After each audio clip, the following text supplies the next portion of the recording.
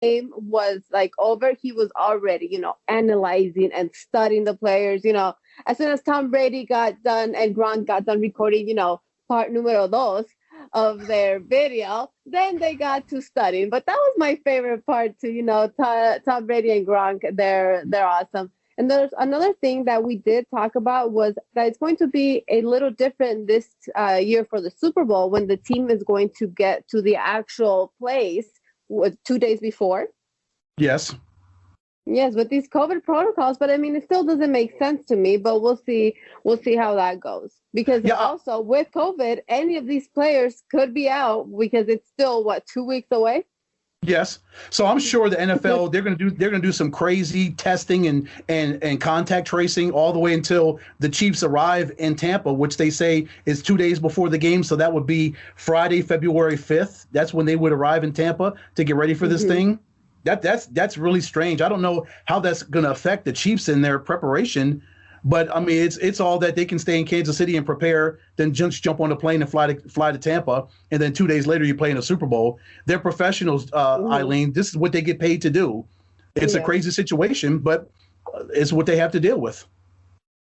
Yeah, and I'm excited. Now it's going to be a little different as well because when the Super Bowl usually was, held, like normally these players would have like the meet and greets, the autograph signing. Yeah, the media days and all that. Yes, yeah, all that. That was funny because in 2008, I was actually a volunteer for the Super Bowl here. And we had like different chats with the players there doing the meet and greets, the fan interaction. It's a great, it's a whole, I guess it's a production.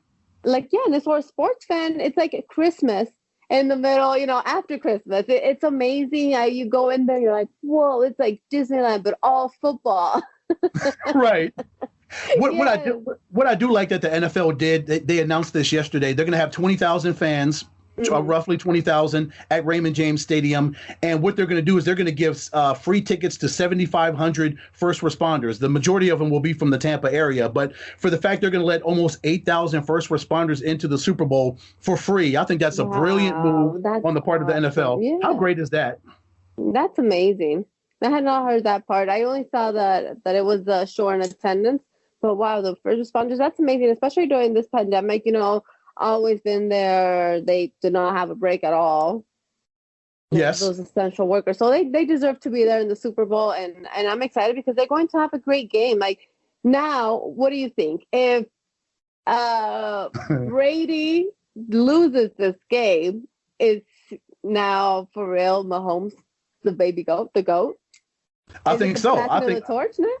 I think so because they played each other 4 times already. So if Mahomes wins this one, this would be the passing of the torch. I don't know if Tom, do you think he would retire or you think he'd run it back for another season with Bruce?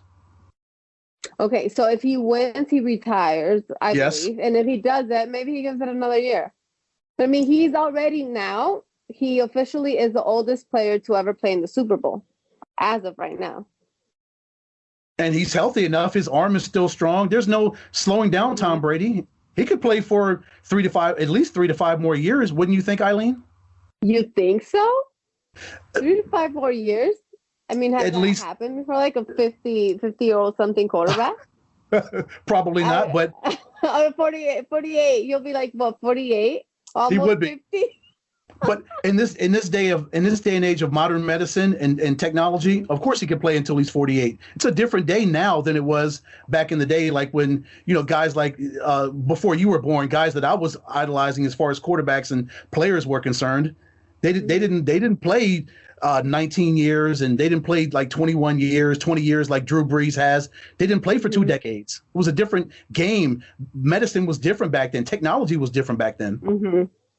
Yeah, we'll see. But a lot of great quarterbacks seems like it might have been the end of this 2020 might be the end because it says, Ben Roethlisberger says it might be the end of him this year, even though some say he might come back for 1 more year. So we're still, was this the last season or is he coming back for 1 more year?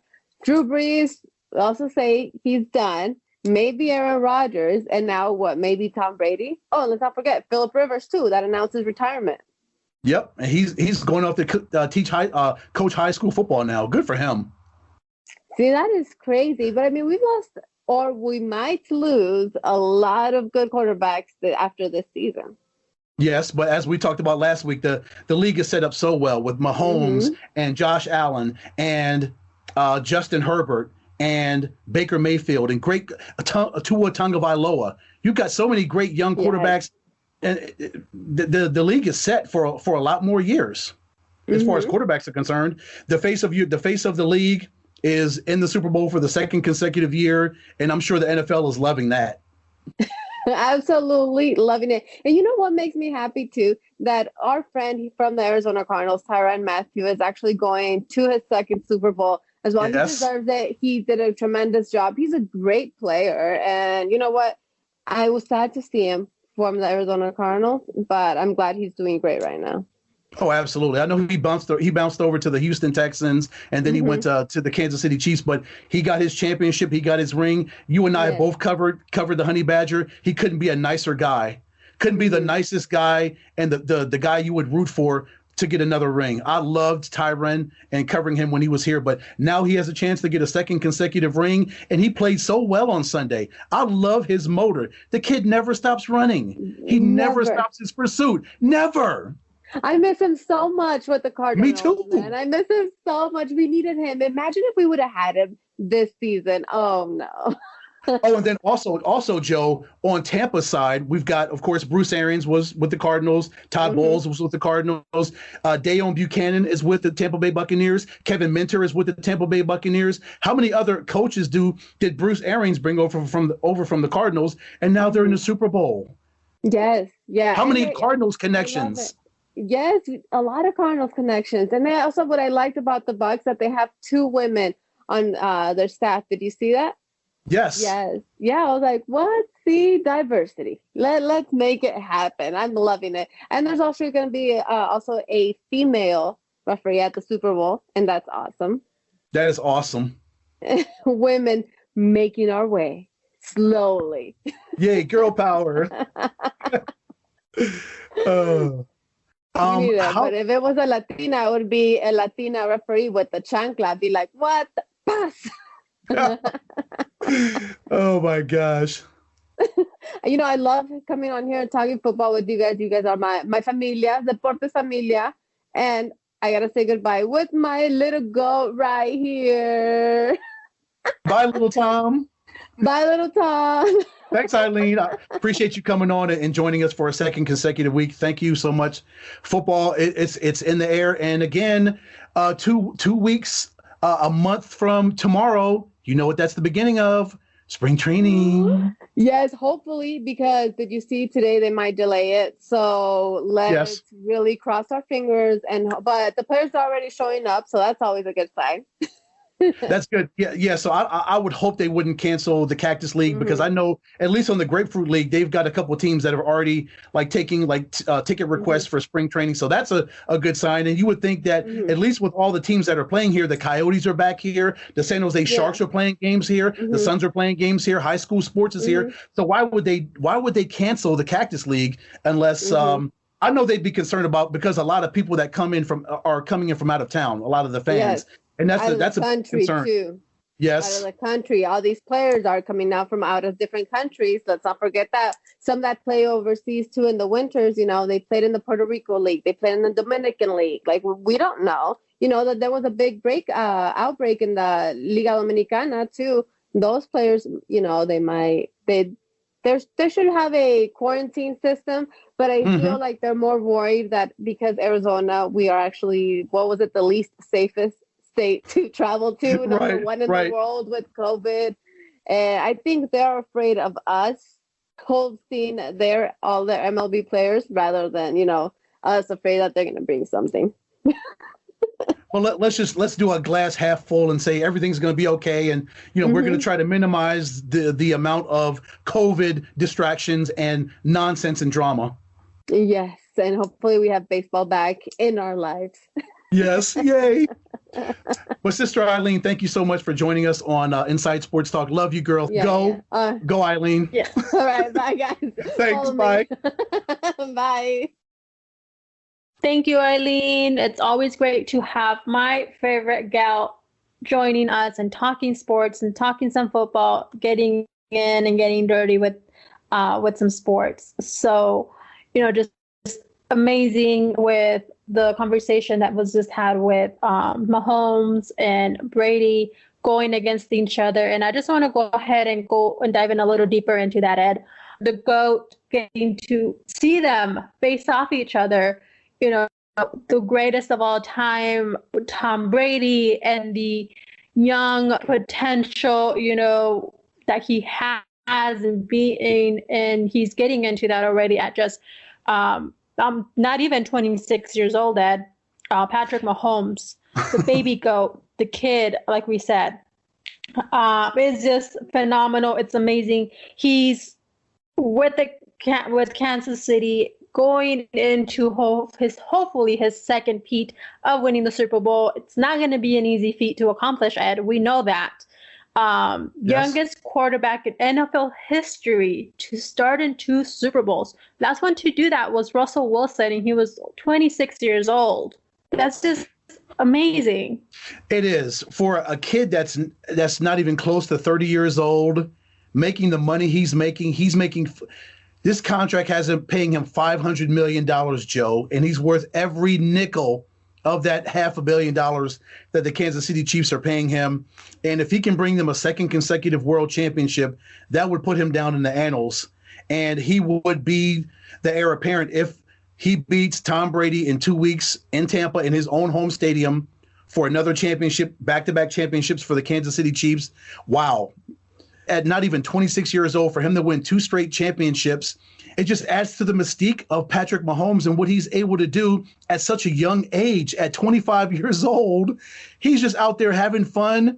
And he was dealing with his toe injury and the other injury that he suffered 2 weeks ago against the Cleveland Browns, and he still bounced back, and he's got them 60 minutes away, essentially, from a second consecutive world championship. A team that hadn't won a championship in 50 years before last year. That just speaks volumes to what Patrick Mahomes and Andy Reid have done in their time together, and also Eric Bieniemy as their offensive coordinator. Those three working together in complete harmony to get the Kansas City Chiefs back to the Super Bowl and improve on pretty much everything that Mahomes did last year. He improved on his yardage. He improved on his touchdowns thrown. He improved on the number of wins the Kansas City Chiefs got. And now they're back in a second consecutive Super Bowl. And it would only be topped, and it would only be the cherry on top to have him beat the GOAT and the torch be passed on to Patrick Mahomes. Yeah, this is amazing. We saw him go through that injury that last week. Will just pained us all to see him that way. But just him able to come back and be able to put the performance that he put on Sunday is just another type of guy, on top of player, of what he's about and who he is too. Just one of the very few that are able to go or sustain such injuries and be able to just come back and bounce back so quickly. He's just once again, such a young age. Best of the best going against each other, yet again, and this is in the Super Bowl. Tom Brady has 3 MVPs. Patrick Mahomes 1, possibly going for a second. Super Bowls played. Patrick Mahomes is already going into his second Super Bowl at only 25, being that Tom Brady's going into his 10th year. Just put that into perspective on how much, if Patrick Mahomes keeps following down this road, that he can possibly be able to accomplish, that number as Tom Brady has accomplished that right now. What putting these two together, what it means. Oh, it means everything for both organizations, clearly. For the Kansas City Chiefs, again, if they win in 2 weeks and they beat Tom Brady and the Tampa Bay Buccaneers, it's a second consecutive world championship. That's just another Lombardi trophy to display at the Kansas City Chiefs facility. And if the Tampa Bay Buccaneers win, it will be their second championship. It will be, like you said, Tom's 7th world title, and Bruce Arians will get his first championship. And all the men that he brought over from the Arizona Cardinals, all the guys he brought over, coaching staff, and Todd Bowles and everybody he brought over, Tyreek Hill and Travis Kelce and Byron Pringle, all these guys, Tyrann Mathieu would get his second championship. Miko Hardman would get his championship. Clyde Edwards-Helaire would win his first championship